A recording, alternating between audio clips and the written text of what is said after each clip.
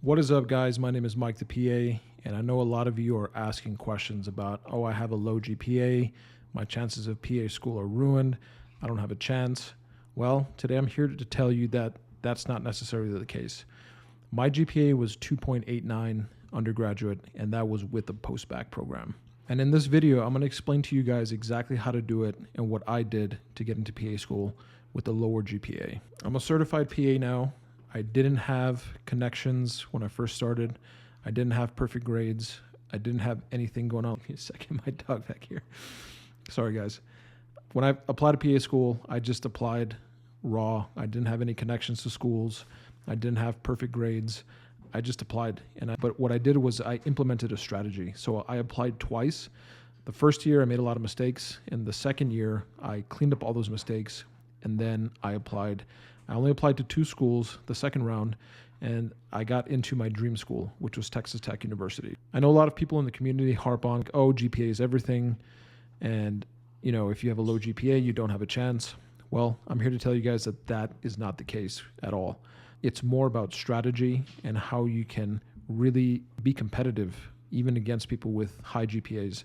I know a lot of people with almost 4.0s or 4.0s that didn't get into PA school. So today we're going to get into a little bit of how you can position yourself if you have a lower GPA to have the best chance of getting into PA school. So today I'm going to give you guys about 4 things that I did that really made a huge difference in me applying and getting into PA school. So the first thing I did was I was really picky about school selection. The first thing I did was I looked at a lot of the schools that were GPA friendly. I didn't just apply everywhere. I didn't apply to 16, 20 schools. I know a lot of you guys are applying to multiple schools to increase your chances of getting into PA school, but you really have to be selective with where you're applying to. So for me personally, I wanted to go to school somewhere close to home, close to my family, and I wanted to do rotations back home. So that was a big thing for me. So I really looked at schools that offered clinical rotations in my hometown. I didn't want to travel far. I didn't want to travel to the East Coast. I didn't want to travel to the West Coast. But if that's something that you want to do, then apply to those schools. And the second thing I worked on was my personal statement. Most personal statements sound like a resume. Oh, I did this, X, Y, and Z. Mine was a story of a clear why with the redemptive arc. I really emphasized why I wanted to be a PA. I also subtly hinted at why my GPA was a little bit lower than average. And that, I think, was a game changer and really gave me a competitive edge. The third thing I worked on was healthcare experience and volunteer leverage. I really picked high impact experience over total hours.